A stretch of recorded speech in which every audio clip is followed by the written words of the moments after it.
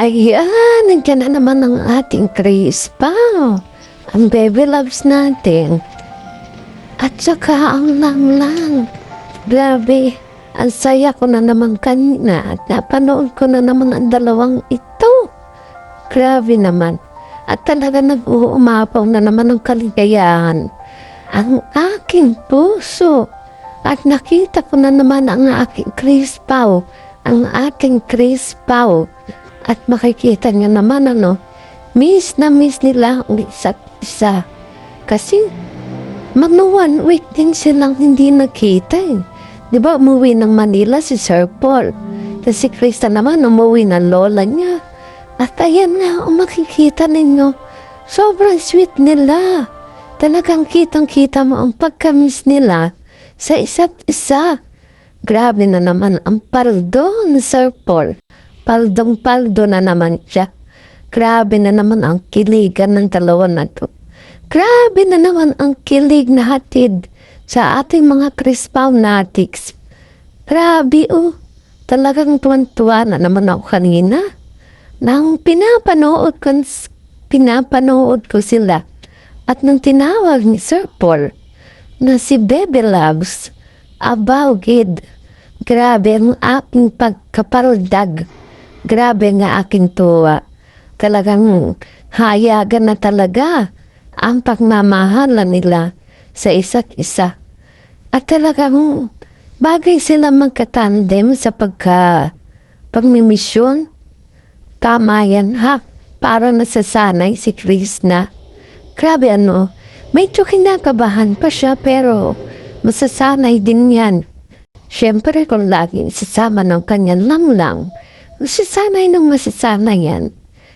At ang ganda pa nga kanina ng kanyang ganda ng payo niya kanina doon kay Annalyn. Na parang napahanga si Sir Paul doon sa payo ni Chris na. Diba? Very matured siya kanina sa kanyang mga payo doon sa bata kay Annalyn. Grabe, panoorin ninyo. At talagang huwag kayo mag-skip ng ads. Nakakakilig kaya. Grabe ang tawa ko. Ang tawa ko at ang tuwa ng puso ko talagang walang pagsidlan. Ewan ko ba? Grabe ang pagkahoko dito sa dalawa na to. At nung nawala sila ng almost 1 week, napakalungkot ko. Grabe ang ko. Hanap ako ng hanap kung saan ko makikita si Pugong Biyahero. Kasi, bakit kaya wala to? Di kaya nagkatampuan talaga to? Katulad ng mga lumalabas sa mga bali-balita, ayun pa na, muwi nga ng Manila. Kasi nga may inaayos daw. At ayun nga, ang dok-dok niya, inaayos niyang kasal. Pero alam naman natin na hindi ganon. At siguro matagal-tagal pa na panahon. Siyempre kahit gusto na natin na ikasal ang dalawa, mukhang mag-aaral pa rin itong si Chris na. Kasi kanina napanood ko kay Madam Nula na excited na si Chris na mag-aaral at maging kaklase ng kanyang kapatid. Pero sa akin siguro parang wag na lang mag-aaral. Baka makakita pa ng iba. Okay na yun dyan kasama ni Sir Paul sa pagmimisyon. Ganon din naman yun eh. Magpakasal na kayo.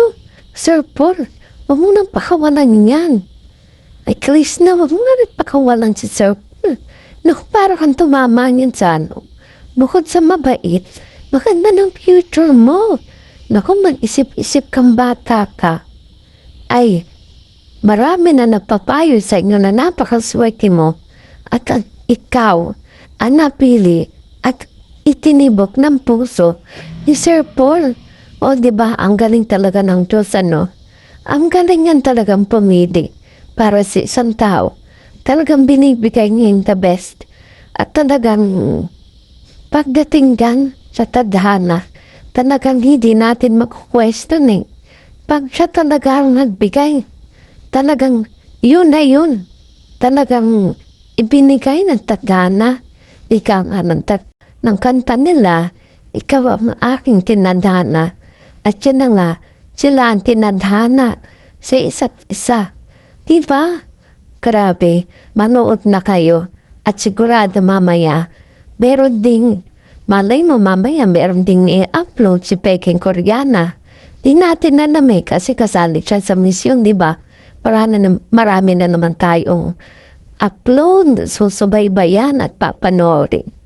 Grabe, talagang ito, wala silang upload. Nako, hello, talino mo ako sa paghahanap ng mga upload. Kung saan ko makikita. Grabe ang pagka-hook ko talaga dito sa dalawang to. Di ko alam kung grabe yung magic nila sa tao, no? Grabe yung magic nila sa ating mga viewers. Iba eh. Iba yung dating, di ba? Iba yung kanilang charisma. Makikita mo yung charisma nila. Napakalakas. Pareho silang dalawa. Nagsama yung dalawa na yung magkasalumat ng si Sir Paul na medyo may pagka-stricto at ito naman si Krishna na mayroong pagka-jologs. Iba, magkabaliktad sila pero nagpanama yung puso nila. Yun eh.